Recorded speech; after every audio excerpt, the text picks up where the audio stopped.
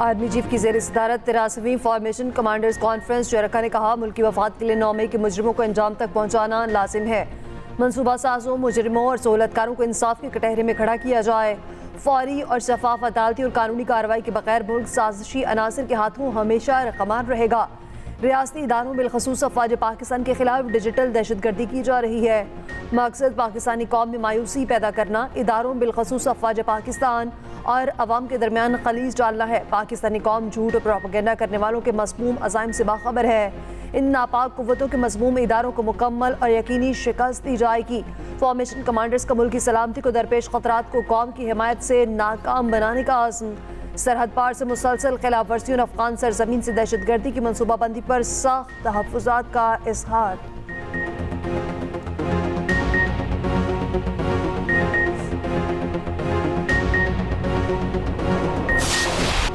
Supreme court में वजीर आजम के काली भेड़ों के बयान की गूंज।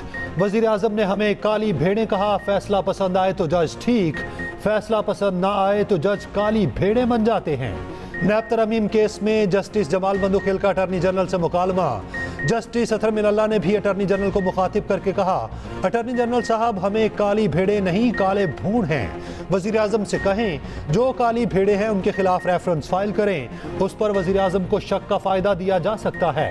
अटॉर्नी जनरल मंसूर उस्मान ने कहा, मौजूदा जजिस के बारे में ऐसा नहीं कहा गया। नैब तरमीम कालादम करार देने के केस में समात बराह रास्त दिखाने की दरखास्त मुस्तरद। बानी पीटीआई वीडियो लिंक के जरिए सुप्रीम कोर्ट में पेश। बानी पीटीआई से कानूनी टीम को मुलाकात की इजाजत।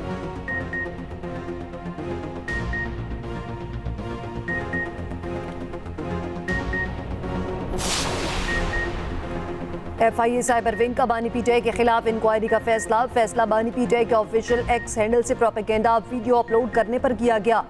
24 मई को बानी के एक्स हैंडल से शेख मुजीबुर रहमान के नाम पर मनगढ़ंत वीडियो ट्वीट की गई। बानी पीटीआई खुद अडयाला में कैद, ऑफिशियल हैंडल प्रोपेगेंडा के लिए इस्तेमाल किया गया। FIA बानी पीटीआई बैरिस्टर गौहर, उमर अयूब और रऊफ हसन से बात करेगी। अकाउंट होल्डर की तरफ से ऐसा किया गया तो कानूनी चाराजोई की जाएगी।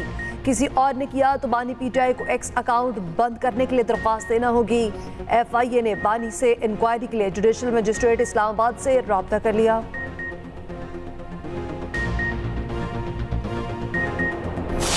पहले 9 मई में अपने ऊपर पीटीआई ने कुल्हाड़ी मारी थी और ये जो 71 वाला है ट्विटर पैगाम, उसके अंदर अपने ऊपर कुल्हाड़ा मार दिया। मेरा असेसमेंट तो ये है और जो मुझे लग भी रहा है कि ये बैन करने की तरफ भी पार्टी जा सकती है, क्योंकि आपने जब MQM लंदन को बैन किया था तो उसकी वजूहत क्या थी? यही वजूहत थी।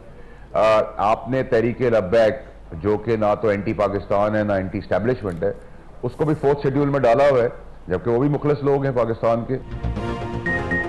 1971 के मामले को जिस तरह से उठाया गया, मेरे ख्याल में पीटीआई पाबंदी की जानिब जा रही है। सेनेटर फैसल वावडा की एक्सप्रेस न्यूज के प्रोग्राम कल तक में गुफ्तगू। कहा, MQM लंदन पर पाबंदी लगाने की भी यही वजूहात थी।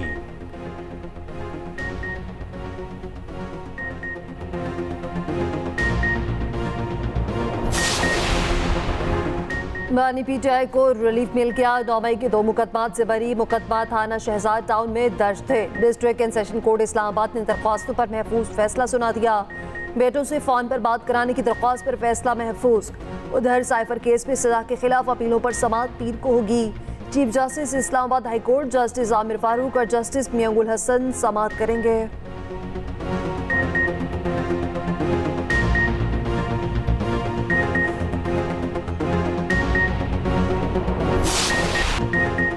पाक इंग्लैंड T20 सीरीज के आखिरी टाकरे में भी बादलों की एंट्री। ओवल में बारिश, मैच कुछ देर के वक्फे के बाद दोबारा शुरू।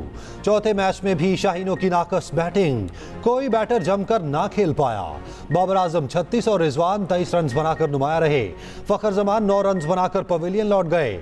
शादाब खान और आजम खान खाता ही ना खोल पाए। बाबर आजम का एक और कारनामा, T20 इंटरनेशनल में 4000 रन मुकम्मल करके कोहली के बराबर आ गए।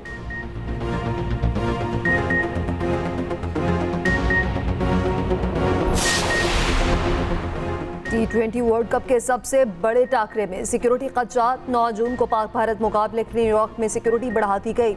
हुक्काम के मुताबिक पाक भारत मैच से मुतालिक धमकियां में इस रिपोर्ट्स को सबूत नहीं मिला। गवर्नर न्यूयॉर्क के दफ्तर से जारी बयान में कहा गया, सूरत हाल की मुसलसल निगरानी की जा रही है। अवाम की सलामती को कोई खतरा लाहक नहीं। न्यूयॉर्क में भारत के 4 और पाकिस्तान के 2 मैचेस शेड्यूल हैं।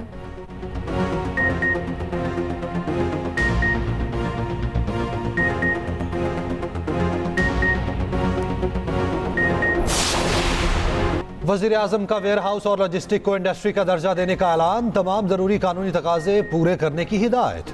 वजीर आजम से सनतकारों और कारोबारी शख्सियात की मुलाकात। वजीर आजम ने कहा मईशत बहाली की पटरी पर गामजन है, मईशत को मुकम्मल तौर पर डिजिटलाइज किया जा रहा। मुल्क में मुकामी सरमायाकारी बढ़ेगी तब ही बैरूनी सरमायाकारी में इजाफा होगा। वजीर आजम से MKM वफ्द की मुलाकात। MKM ने बिजली गैस की लोड शेडिंग, नौजवानों की बेरोजगारी का मसला उठाया। वजीर आजम की शहरी सिंध के नौजवानों को विफाक में मेरिट पर नौकरियां देने की यकीन दहानी। खुशहाल नौजवान प्रोग्राम के तहत कारोबार के लिए कर्ज देने का वादा। उधर गजा की सूरत हाल पर खिताब में वजीर आजम ने कहा गजा के साथ अब रफा में बदतरीन हमले शुरू हो चुके। इसराइल ने आलमी अदालत के फैसलों को पामाल कर दिया।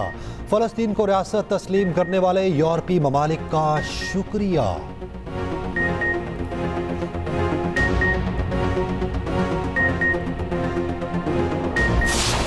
हमारे पास 300 स्कूल्स हैं अक्रॉस पंजाब स्पेशल एजुकेशन के बच्चों की, और इंशाअल्लाह ताला 5 साल के अंदर हम 300 के 300 इदारों को हम बहुत बेहतर इदारे बना के जाएंगे।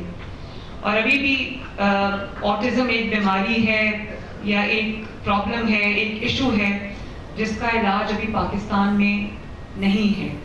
तो एक हम ऑटिज्म का भी जो इदारा है वो स्पेशलाइज्ड इदारा हम बनाएंगे जिसमें जो ऑटिस्टिक बच्चे हैं उनका इलाज, उनकी जो एजुकेशन है उस पर हम उनकी मदद कर सकें। खसूसी बच्चे हमारे हीरो हैं। 300 स्पेशल एजुकेशन स्कूल्स को सेंटर फॉर एक्सीलेंस बनाएंगे। खसूसी बच्चों को मेन स्ट्रीम में लाने के लिए जो हो सका वो करेंगे। वज़ीर आला मरीम नवाज का तकरीब से खिताब। मरीम नवाज खसूसी बच्चों के दरमियान बैठ गई, बच्चों को गोद में उठा लिया, बच्चों की दस्तकारियों और पेंटिंग का मुशाहिदा किया। नवाज शरीफ का स्केच बनाने वाले बच्चों से इज़हार शफ़क़त। उधर वज़ीर आला पंजाब मरीम नवाज का कायद आज़म बिजनेस पार्क शेखुपुरा का दौरा। पार्क में government city plug and play बनाने का फैसला। शेखुपुरा में अमन अमान की बेहतरी के लिए RPO को 10 दिन की मोहलत दे दी।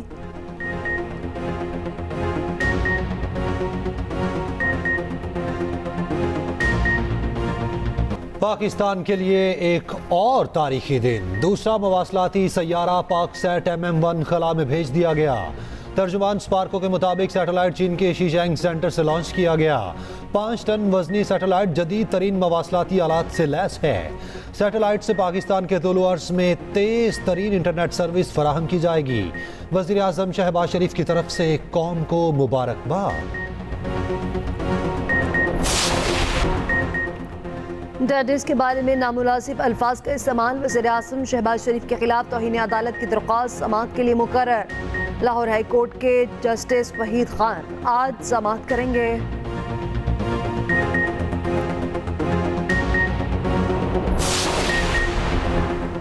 सिंध हुकूमत का सरकारी मुलाजिमीन के लिए हाउसिंग सोसाइटी बनाने का ऐलान। सूबे में सरमायाकारी के लिए Sindh business one stop shop की भी मंजूरी। वज़ीर आला सिंध का स्टील मिल की बहाली पर भी जोर। इजलास के बाद मीडिया से गुफ्तगू में सीनियर वजीर शर्जील मेमन ने कहा सूबाई हुकूमत लोअर ग्रेड मुलाजिमीन को सस्ते दामों प्लॉट देगी। स्टील मिल की खाली अराजी पर एक्सपोर्ट प्रोसेसिंग जोन बनेगा। आने वाली कमाई से स्टील मिल को पैरों पर खड़ा करेंगे। कराची में 50 इलेक्ट्रिक बसें चलाने के मुआहिदे की मंजूरी। सड़कों पर मलबा डंप करने वाले बिल्डर्स के खिलाफ कार्रवाई करने का ऐलान।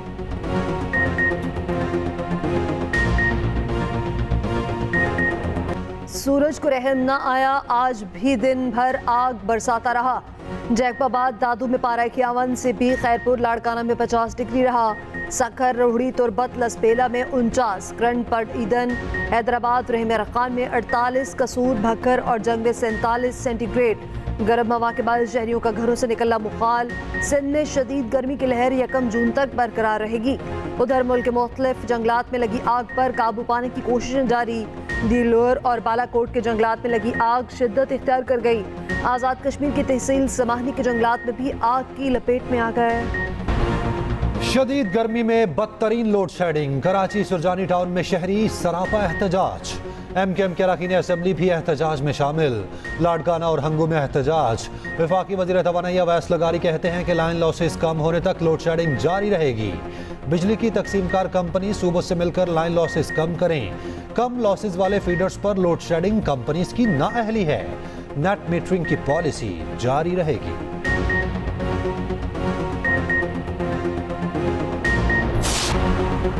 ऑस्ट्रेलवी वॉलीबॉल टीम का पहली बार दौरा पाकिस्तान। ग्रीन शर्ट्स ने सीरीज क्लीन स्वीप कर ली। मेहमान टीम को तीसरे मैच में 3-0 से शिकस्त।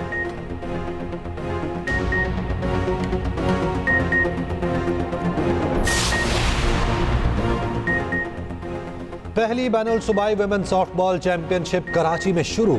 जापान के काउंसिल जनरल इफ्तिताही तकरीब के मेहमान खुसूसी थे। सिंध की अनीला महविश ने पहली खातून एम्पायर का एजाज अपने नाम किया। पहले दिन 2 मैचेस हुए। बलोचिस्तान ने KP और पंजाब ने सिंध को शिकस्त दी। और लोक गुलकार इनायत हुसैन भट्टी की 25 बरस हो गए। सैकड़ों फिल्म गुलकारी और अदाकारी के जौहर दिखाए। उन्हें पाकिस्तान के पहले सुपरस्टार प्लेबैक सिंगर का एहसास भी हासिल है।